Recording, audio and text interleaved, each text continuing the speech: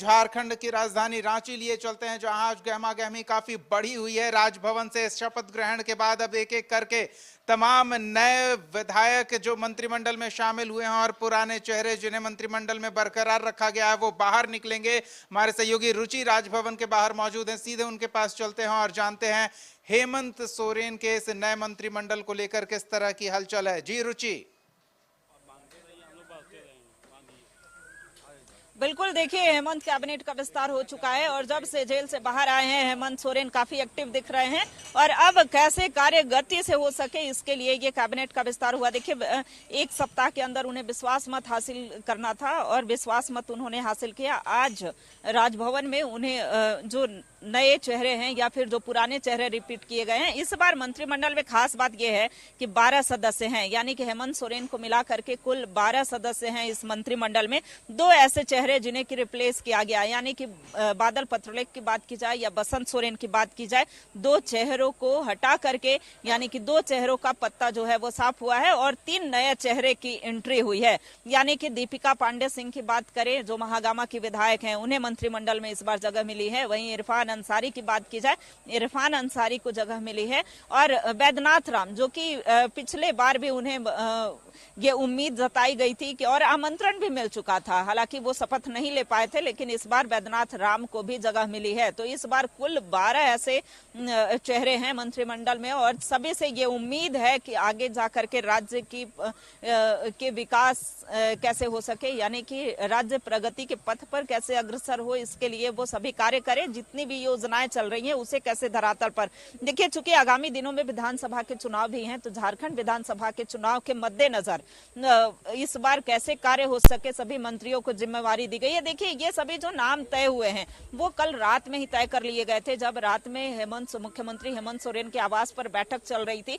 तो बैठक जो है काफी देर तक चली थी, लंबी मंथन के बाद ये सभी नाम जो है वो तय किए गए थे और उसके बाद हालांकि इरफान अंसारी का नाम जो है वो पहले ही सामने आ गया था और इसकी पुष्टि उन्होंने स्वयं भी कर दी थी और उनके जो मित्र हैं यानी कि विधायक उमा शंकर अकेला ने भी इस बात की पुष्टि की थी। हालांकि दीपिका पांडे सिंह से जब यह सवाल हो रहा था सुबह, तो उन्होंने कहा कि ऐसी कोई बात नहीं है। हालांकि दीपिका पांडे सिंह का भी नाम जो है कंफर्म आ रहा था, यानी कि बादल पत्रलेख को रिप्लेस करके उनके रहने की बातें सामने आ रही थी। तो एक एक करके जो गाड़ियां हैं अब राजभवन से वो बाहर निकलने लगी हैं और एक जो बड़ी जिम्मेवारी कह सकते हैं, जो नए चेहरे हैं, नए चेहरे की अगर बात की जाए तो उन्हें ये बड़ी जिम्मेवारी, चूंकि मात्र 2 से 2 महीने का समय है और इन 2 महीने में उन्हें कार्य करने हैं।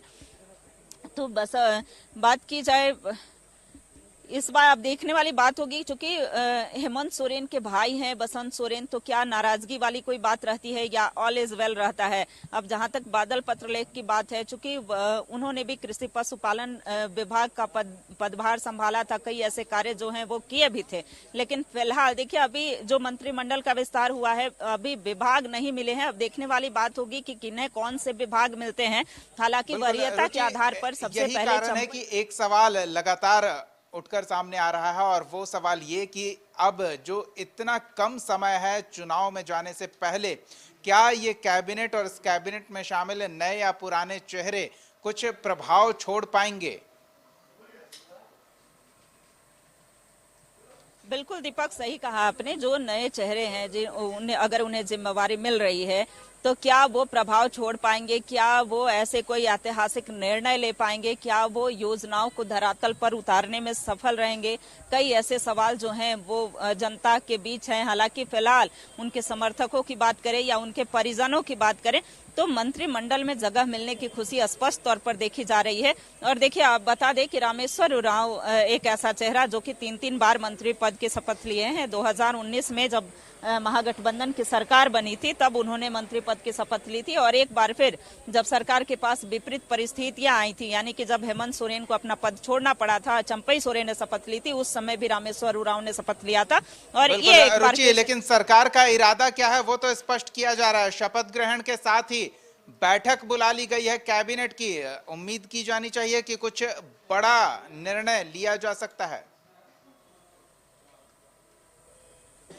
बिल्कुल, देखिए कैबिनेट की बैठक जो बुलाई गई है इसके तुरंत बाद ही कैबिनेट की बैठक है और उस कैबिनेट की बैठक में कई ऐसे जो फैसले हैं यानी कि फैसलों के साथ साथ उन्हें विभागीय जिम्मेवारी जो है वो भी मिल सकती है। तो ऐसे में देखने वाली बात होगी कि जो नए चेहरे हैं वो उनके लिए ये कैबिनेट की बैठक काफी खास होगी, काफी महत्वपूर्ण होगी। देखिए कांग्रेस की तरफ से ये मांग रही थी दीपक कि एक महिला नेत्री को, चूंकि कांग्रेस के जो विधायक हैं वो चार विधायक हैं और उन चारों की यह मांग थी कि मंत्रिमंडल में उन्हें शामिल किया जाए और उन्होंने कहा भी था कि हालांकि देर से ही सही, लेकिन जब हम अपने कांग्रेस के जो आला कमान है यानी कि गुलाम अहमद मीर को इसके लिए धन्यवाद देते हैं और देर से ही सही लेकिन दीपिका पांडे सिंह को जगह मिली। देखिए एक बड़ा सवाल यह भी उठता है कि विधायक दल नेता, कांग्रेस के विधायक दल नेता का जो पद है वो खाली है और आलमगीर आलम के बदले इरफान अंसारी को, यानी कि एक अल्पसंख्यक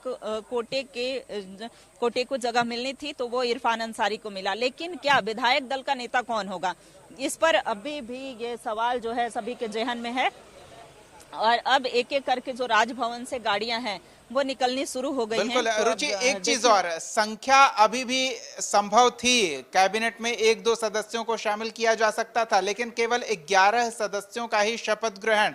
तो ऐसे में ये सवाल भी उठता है कि जब सरकार को चुनाव में जाने से ठीक पहले नया कैबिनेट गठित करना था तो पूरी सीटें क्यों नहीं भरी गई? देखिए ये 11 आज की अगर बात की जाए तो 11 लोगों ने शपथ लिया है और हेमंत सोरेन को मिला करके कुल 12 जो सदस्य हैं, यानी कि देखिए विधायक अनूप सिंह की गाड़ी जो है वो जा रही थी, विधायक अनूप सिंह बाहर जा रहे थे और ऐसे में देखिए एक एक करके जो गाड़ियां हैं, एक एक करके जो गाड़ियों का काफिला है वो आगे बढ़ रहा है। विधानसभा के जो सचिव हैं मंत्री भोक्ता जी, तो ये मंत्री सत्यानंद भोक्ता की गाड़ी थी और एक एक करके जो गाड़ियां हैं वो जा रही हैं। और बता दें कि भोक्ता जो है वो तीसरी बार, सत्यानंद भोक्ता जो राजद कोटे से एकमात्र विधायक हैं और ये तीसरी बार मंत्री पद की शपथ ले रहे हैं और ऐसे में अब गाड़ियों के जाने का जो सिलसिला है, जो काफिला एक एक करके अब बढ़ना शुरू हो गया है और वैसे चेहरे खास करके उन पर नजर होगी जिन्हें की रिपीट किया गया है और वैसे भी चेहरे जिन्हें की पहली बार जगह मिली है तो ये देखने वाली बात होगी। हालांकि देखिए जो उनके परिजनों की बात करें उनकी गाड़ियां भी जा रही हैं, जो सेक्रेटरीज हैं, जो सचिव हैं, उनकी भी गाड़ी निकल रही है। तो एक एक करके वो राजभवन से सभी गाड़ियां निकल रही है। हालांकि जो जिन्हें मंत्रिमंडल में जगह मिली है वो सीधे यहाँ से प्रोजेक्ट पहुंचेंगे, यानी कि झारखंड मंत्रालय पहुंचेंगे।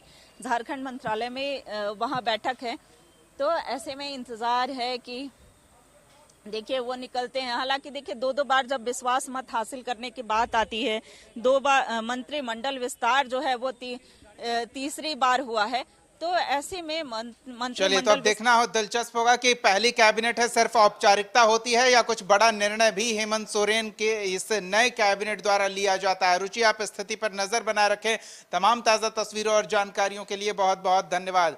तो झारखंड में हेमंत सोरेन ने फ्लोर टेस्ट को पास किया और नए मंत्रिमंडल का गठन हो गया। मंत्रिमंडल में शामिल 11 विधायकों ने शपथ ग्रहण भी कर लिया और कैबिनेट की बैठक भी बुला ली गई है। हर हलचल पर हमारी नजर रहेगी।